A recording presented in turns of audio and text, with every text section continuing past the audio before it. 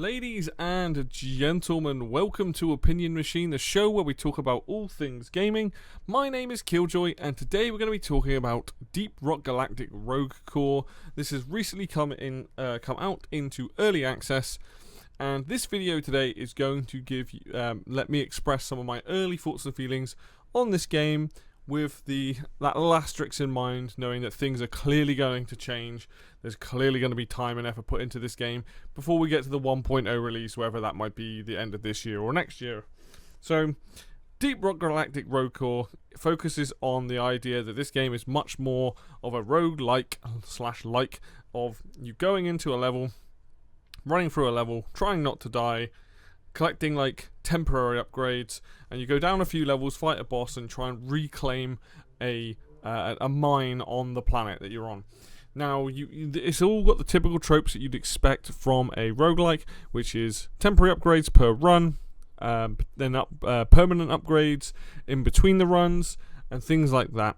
And then the gameplay is focused on co-op gameplay. You can play it solo, but it's meant to be played co-op with people playing a different class, and you work together to go deeper and deeper. And it's that usual thing of you get stronger, you go deeper, things like that. So today I'm really just gonna focus on the gameplay. I'm not really gonna talk about anything else. There are other things to this game, like all the fun stuff on the ship, but I want to focus on the gameplay because it's interesting playing this game right now and seeing where it is.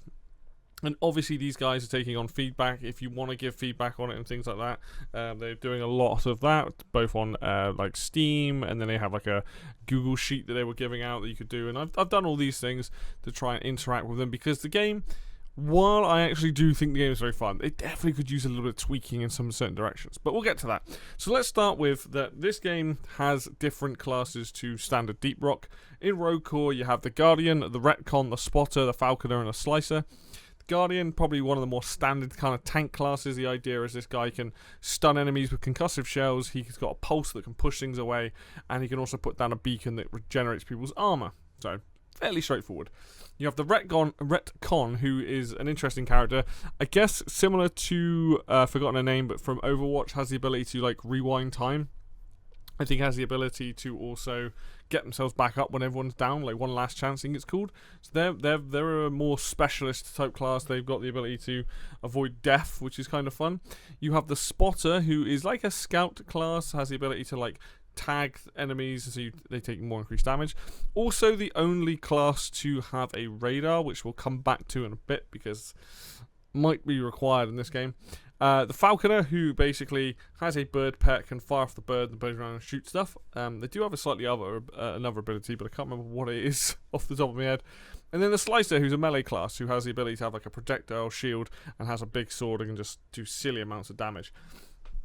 Now each class has like 3 abilities, one on left mouse, one on right mouse, and then like a Q plus E, I think. I have, and in all fairness, I've only played the Falconer in the tutorial. I've spent my entire time playing the Guardian. I've done about 12 runs. I think it's 12 runs, around that.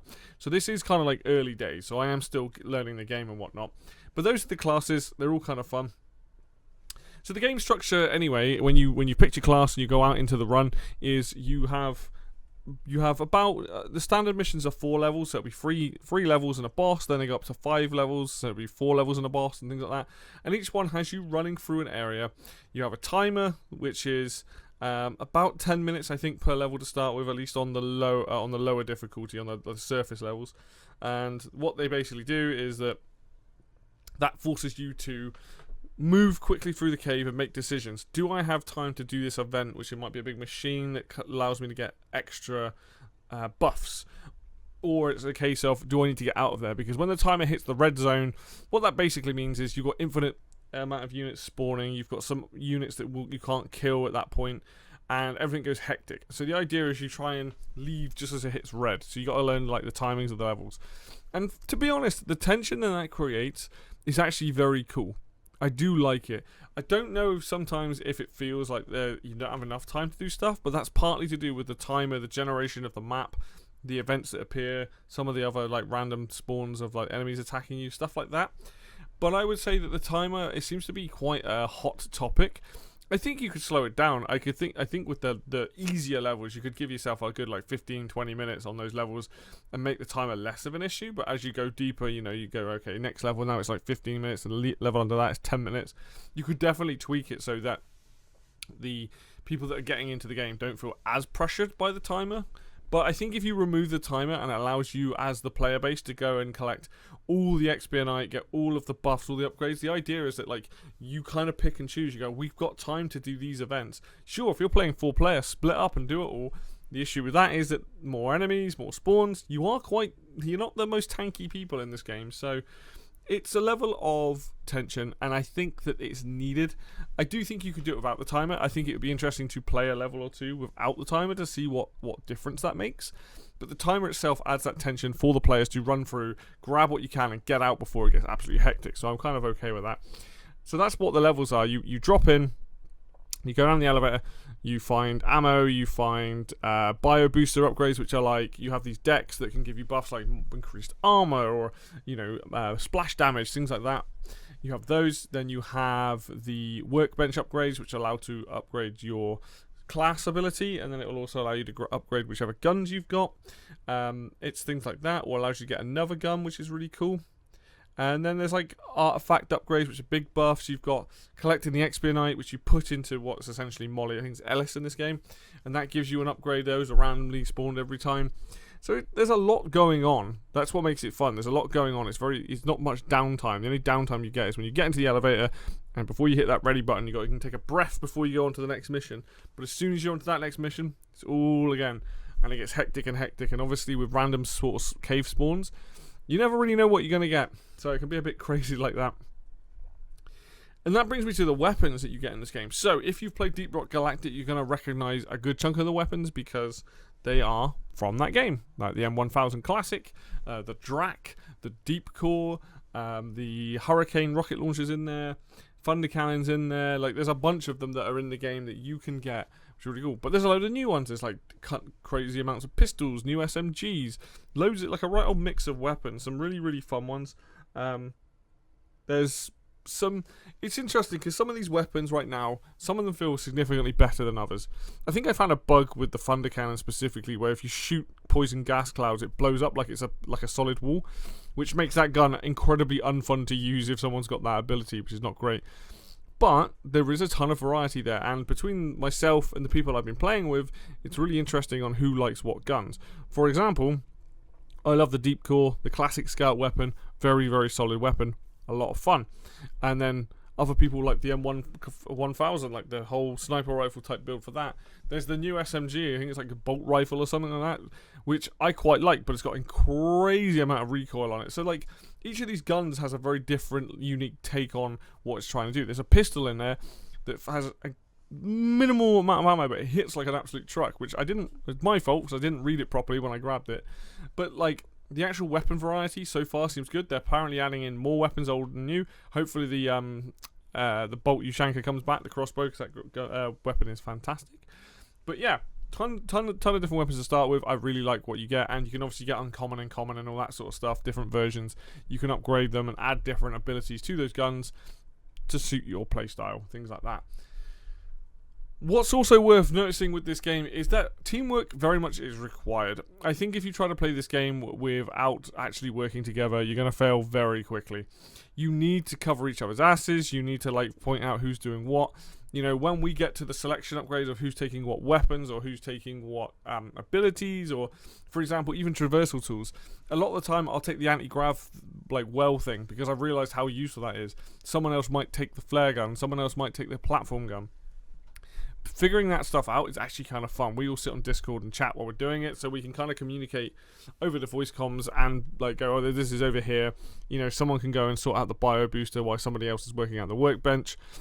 It's as soon as you kind of like, if you don't walk around in pairs, you'll get nabbed by like cave leeches. You'll get destroyed by like various other things. If you can get overwhelmed very easy in this game, and like I said, you are quite squishy to the point where sometimes it does feel a little bit unfair. But again, you know, early days. I don't want to really speak too much on balance yet. We will get to that. But yeah, it's like you have to share the ammo between you. You know, when you get the ammo drops, you have to share it because ammo isn't like plentiful. You don't have that option in DRG, where you get nitro and you can cool down. As long as there's nitro, you can cool down ammo. This, you have to hope you come across ammo boxes and things like that. There is one class, the spotter, that does get the ability to drop some ammo, so that's good. But it's the whole point is you are filling a role. If I'm playing as the Guardian, which is primarily what I've played, that's my job, is to be more protective.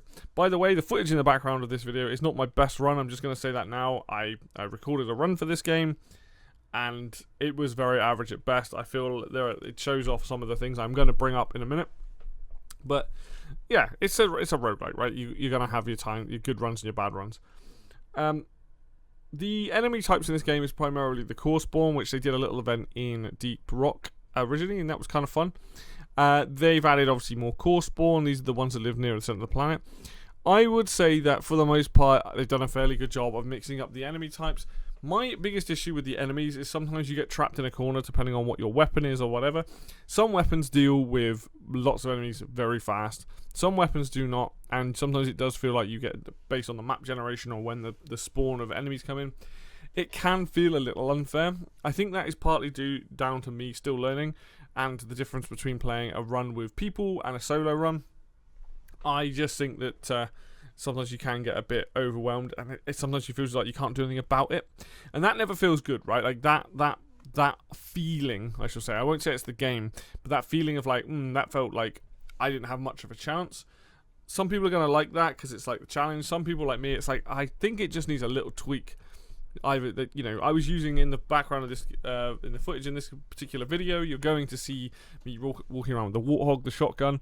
It didn't feel that powerful, unfortunately, compared to some of the other guns. I know that the Warthog is more of like, you got to hit the weak spots with it. It's my first time using it in the game as well, so there is that to bear in mind. And I think sometimes I was shooting and just not landing the best shots, and it just felt like I was like, But you obviously, all of this is on screen. You guys can see this. This is just, it might just be my play. What else is there then? Oh, the bosses. So the bosses are actually kind of fun. I think I've done 2 of the 3 bosses that are currently in the game.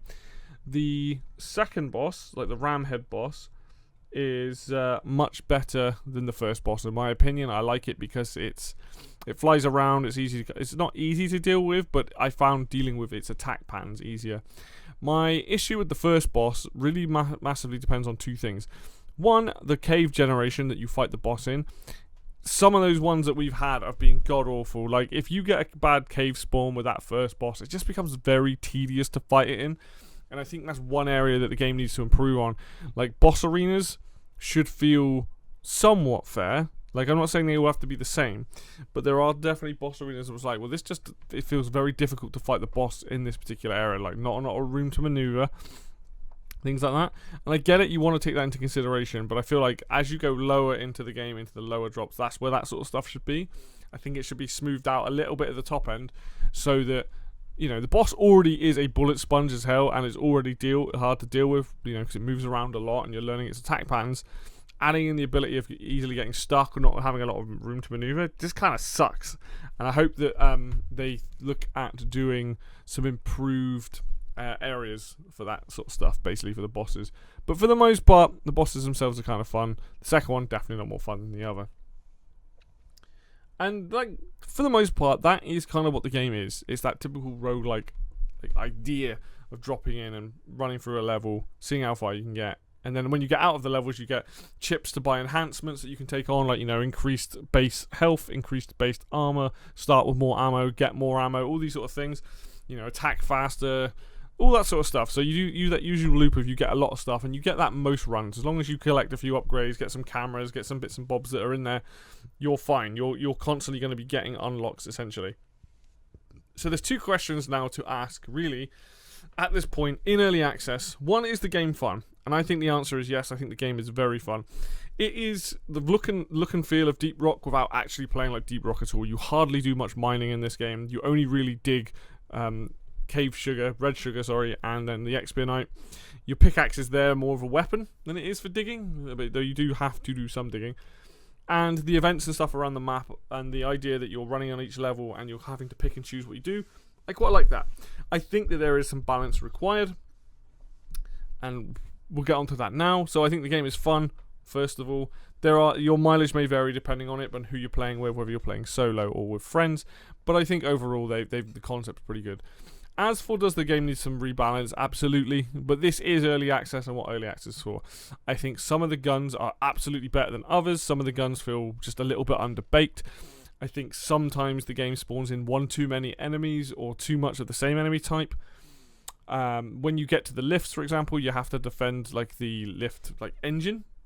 And that can get just a bit nuts because it's always, it feels very like, it's either too open and it's 360 attack range, or it's not open enough and you feel very cramped in. I think that could do a little bit of smoothing out. I don't think it needs like massive changing. I just think it's just like that can be quite difficult. It should be hard. Don't want to take away from the fact that it should be difficult. It's just there are some times where just the way the map is generated, it can get in the way of trying to do the smaller objectives like that. I think that the first boss specifically is too bullet spongy. I get it, if you've got the right abilities you can knock his health down, but that in combined with like not you running out of ammo in a boss fight, you should never ever have your player run out of ammo in a boss fight and not be able to refill on ammo. In single player it's less of an issue because you've got I want to say Bosco or whatever his name is in this one. He's the little robot that can shoot stuff, which is great. My suggestion is that you shoot the creeps in that area and they drop small ammo amounts that you can keep picking up, so every time they drop you can get more ammo to take it out, or you can reduce the health slightly so it's not so bullet spongy. But I would say that's the biggest problem. Ammo being scarce on the levels are absolutely fine, I don't mind that, but in the boss fight when you're left with just the pickaxe and you basically die when you get kicked twice, it's not particularly great. And even in the second boss it's a flying boss, so the pickaxe isn't going to be that particularly good either. So there's definitely things that need looking at, but we know that these guys are doing it. They're looking at specifically the ammo and the timer, and they're also looking at the shared upgrades. I think keep the shared upgrades, add a reroll button in for sure, make up more upgrades, but don't ever take that away, because I think when you're in a team of 4, you've got to make those decisions between you. That's part of it. You take that away and you've all got separate things, and it's like, well, you've kind of lost that little risk reward. Like, oh, actually, I might grab this one here this time round, even though it might not necessarily be the right thing for my class, but and it leaves a little bit of co-op competitive to it, right, as well. So I think it's worth keeping that. All in all, I think that Rogue Core is a game that is going to be maybe right now it might be a while before it feels like they really have to like smooth things out, but I do eventually think that they will get there. That's the whole point of doing it in early access and all that. And to be fair to them, they've made a game that feels very polished. So there's my early thoughts on Deep Rock Galactic Rogue Core. I will try and do some runs, record some runs, put them up on the channel, buy solo ones and hopefully with the guys, so you guys can see more of that. This is just, like I said, my initial sort of 10 to 12 runs in this game, and I look forward to playing more of it, and when they get updates I'll come back to it, look at the updates, and obviously when we get to 1.0 and all that good stuff. Anyway, that's going to do it for me today then, guys. Thank you so much for watching. As always, if you like the video, please hit the like button. That helps out a ton. If you want to see more content like this, more stuff on Deep Rock Galactic Rogue Core, then hit the subscribe button, stick around. And until next video, I will see you then.